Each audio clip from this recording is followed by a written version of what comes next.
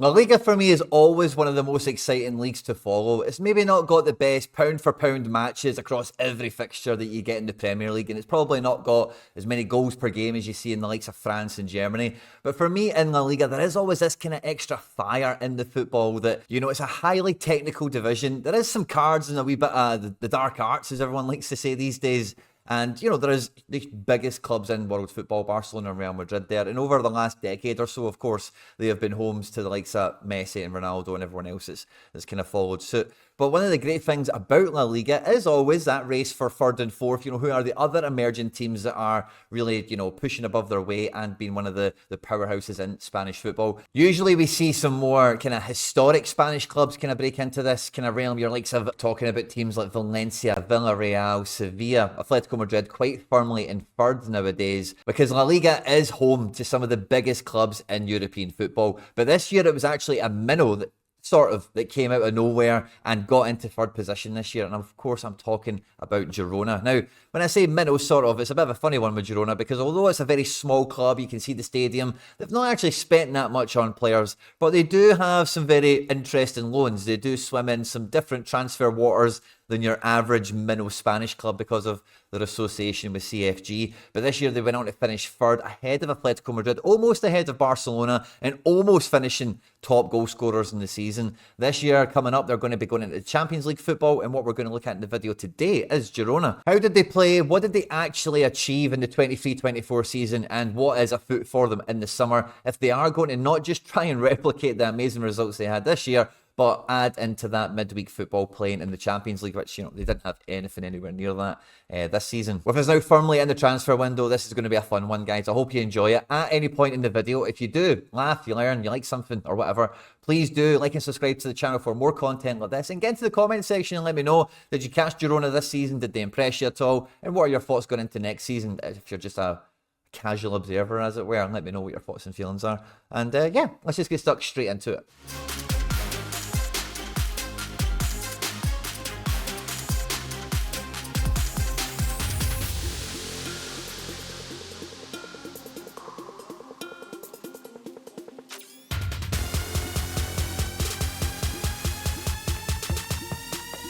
Now, it's not obvious at first glance at the league table here, but Girona really did make this a real title fight for longer in the season than I think Barcelona, and more specifically Real Madrid, were comfortable with. Girona were top, they were second, they were right in amongst it, point for point, all across the season with, top spot, and they did make a real good fist of it and did give these teams much more of a challenge than they've had in recent years. I know Atletico Madrid have won a couple of titles over the last 5 or 6 years, but this really did feel like a fight the whole way through the season. Whereas, and again, I know Atletico won it on the last day of the season and everything as well, but it really did have a different dynamic to it, a real different dimension, because Girona were just going weekend to weekend, didn't have any European football to worry about, and they were scoring goals for fun. They outscored Barcelona this year, and they were only 2 goals behind, or drawn level on goals scored with Real Madrid. But as you can see there, the defence is the big difference between winning the league and finishing third. 26 goals conceded for Real, despite all their goalkeeper stuff, whereas Girona conceding 46. It's the difference ultimately. And coming into this year, with the amount of transfer business Girona did last season, their first year back in La Liga and throughout this summer, there was definitely an extra eye of expectancy, or an extra air of expectancy around Michel and Girona. What would they actually achieve this year? European football was definitely on the cards, and on the agenda, and after not achieving it last year, there was a bit of pressure on. And to be honest with you, coming into this season, I wasn't totally convinced on him as being a great manager or whatever, a visionary tactician or anything like this, but they started the season off like a house on fire. A draw against Sociedad on match day 1, right, whatever, but look at that win run, look at the amount of goals they're scoring against the likes of Sevilla, Getafe, who are a very good defensive side more often than not, but 4 against Granada, 5 against Mallorca, 2 against Villarreal, before losing to Real Madrid and then resuming business like that, right off the back of it again, collecting the wins. Yeah, a draw against Athletic Club, you can forgive them that. Beating Barcelona at the Nou Camp, and again, consistently through the season, scoring 2, 3 and 4 goals. With some of these draws, I watched a lot of these games, but Girona were quite good for scoring goals when they needed to, but sometimes when it was a tighter game, they did struggle at times to maybe open a team up. And then, yeah, as the season goes on, they lose to Real Madrid again, draw with Sociedad again. This time they lose to Athletic Club. Away to Mallorca, I think anyone can forgive a loss there. Getafe turn them around on the second game. Atletico get a shot as well on that one. before Villarreal take off points. And really, like, it's almost a flawless season. Like, you can't really, like, maybe Mallorca away, maybe Villarreal at home, Getafe away. Maybe there's a couple of points scattered around here, but they almost hit absolute peak potential. It's hard to imagine, number one, replicating that, and number two, really doing a tangible amount better, because this is a phenomenal season from everyone involved. And I really did develop a really high opinion of the manager, Michel, throughout this season because of what we're seeing on the pitch from them. Now, if you're to look at the season as a whole, this is probably going to be quite close to what many people would say is probably the strongest starting 11 and maybe the most common, right? But this isn't really the way most of the season went for Girona, and we can talk about what they do in this shape and how it's effective in a moment. But for the largest parts of this season, they play a 3-5-2 or a 3-4-3, depending on how you want to think of it. And with David Lopez being like a genuine like sweeper, a very, very deep midfielder, Eric and Blind, who are much more ball-playing centre-backs, can even play full-back, depending on the situation, form the box of possession or the play area with Aliesh, and most of the time Ivan Martin, who for me, honestly, like, this guy is a low-key Bernardo Silva like type of guy. He's obviously not Bernardo Silva level, but the way he plays, the way he just knits everything together, the way he's honestly, like, he's not rapid or anything like that, but he does like cover huge kilometers across the pitch. But anyway, it allows him to do this, and then when you've got wing backs like Couto and Miguel Gutierrez, who are very attacking, very front foot based, this gives Girona like a really good platform to then go and build their attack and give their wide players a bit of freedom to come in inside, whether that be to come in with the play and try and build out with some passing movements, or like to double up in a left-sided position here where like Savio and Gutierrez. And they're very, very good at finding the goal scorer, whether it is Dovbyk, Stuani coming off the bench. They had Castellanos last year. Whoever has been up front for Girona scores goals. They get opportunities given to them, and really thinking about getting 2, 3, 4 goals is not unimaginable in terms of like the psychological prep that a striker for Girona could have had this year. So with the likes of Blind, Aliesh, Ivan Martin is the base playmaking alongside Eric Garcia here, it gives the forward players a lot of security to take up the positions they want to and try and exploit whatever team it is that they're against. Is a 5 at the back, a 4 at the back, all this kind of thing. And been able to almost like, it kind of looks like on screen here they're defending with 5, right? But when Aliesh and Martin are going around with play and linking and knitting up the ball, it really actually does only feel like there's one left back defending for the most part. Maybe there's somebody close by in cover.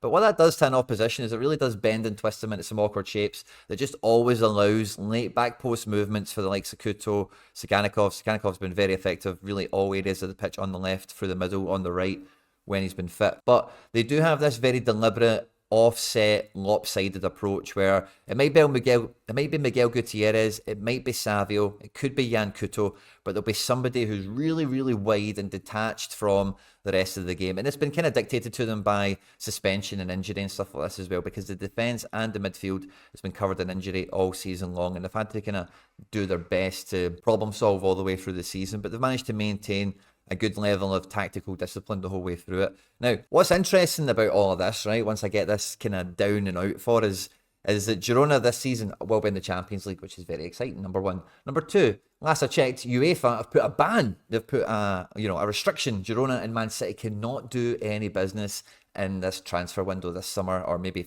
as long as they're in the same European competition. Now, that's very interesting for 2 reasons. Savio, who was on loan from Troy, has now signed permanently for Man City, and they plan on integrating him into the squad next season. So there's no potential that he returns even in January or whatever. That's not going to happen. Jan Couto is owned by Man City and has been on loan at Girona for 2 years and is looking to go back to City in the summer, just because of the deal ending and whatever. So again, his loan, as far as I can tell, will not be kicked back on. It can't be extended or anything like that. And that's 2 huge players that have been very effective for Girona this season, especially after Savio coming in after a failed loan in Holland, and Couto, who'd had 2 years to kind of develop in Spain, which is very, very good for him.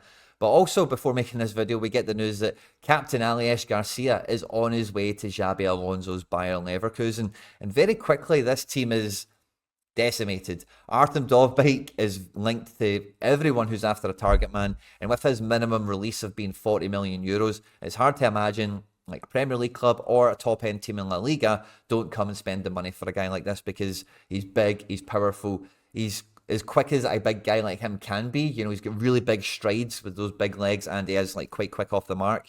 Very smart, very unselfish, and he could be one that goes, certainly. So Girona have got this quite, a very interesting team, certainly. Eric Garcia is only on loan from Barcelona, and no one knows if he's actually going to be coming back or not. And then if we add in the actual first team players that they actually have on their roster going into next year, this is a mega thin squad. Like, even this team, just to play in La Liga next year, it's hard to imagine it can achieve the same levels as what it did last year. And when you couple into the fact that they're going to be playing Champions League football on top of this, the team just feels vastly under-equipped. So this is going to be a really interesting one over the summer for who Girona actually go and bring in. Do they, like, obviously they can't use any direct Man City loans or any of these kind of interesting transfers that they've been doing. So selling Alias Garcia for 15 million euros, they sold, or I don't know if it was a free transfer, but Oriol Romeu went to Barca last summer. Castellanos was a loan. It's not there anymore. I don't think they had quite as much upheaval. I think holding on to the players that they've got already is a huge thing that they have to do, number one. But number two, if they are going to be relying on Porto to start rather than somebody at the level of Savio all season long, and Wanpe rather than Eric Garcia, Arnau I'm a big fan of, so I think he can replace Jan Couto kind of well enough, and the rest of these guys have basically played in a roundabout way. But the loss of Aliyesh is obviously the guy that takes the set pieces, the guy that's like the metronome in midfield.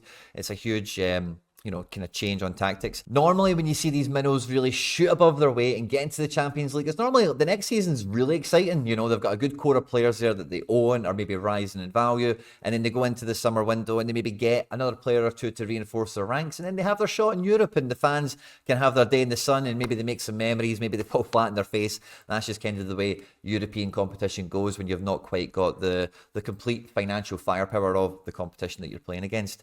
But it does feel already coming into this that Girona season might have the writing on the wall already. It's going to be a real uphill battle, and them thinking about getting top four is going to be very expensive now at this point. And I also kind of reference this as well because Michel, the manager, has been linked with some jobs elsewhere, and if he did leave, I would not be too happy with him, because I don't think they've had a great season. He's done fantastic, and I really love the style of play that he's had going, which we didn't talk too much about in terms of the attacking movement. We kind of referenced that a bit, I suppose, but the amount of interplay that you get and their ability to press from midfield up and really challenge teams is giving everyone in La Liga something to do, something to think about, unlike any other opponents they've came across. And if you have Stuani and Dovbyk from the start, like Porto, Stuani, these guys were all fantastic substitutes, and this is a real testament of you want your squad to be as well balanced as possible, because if these number twos become number ones, you don't want the level to drop so significantly. Now, losing Brazil internationals is always hard to replace, of course, but it is, as I said already, it's going to be very interesting to see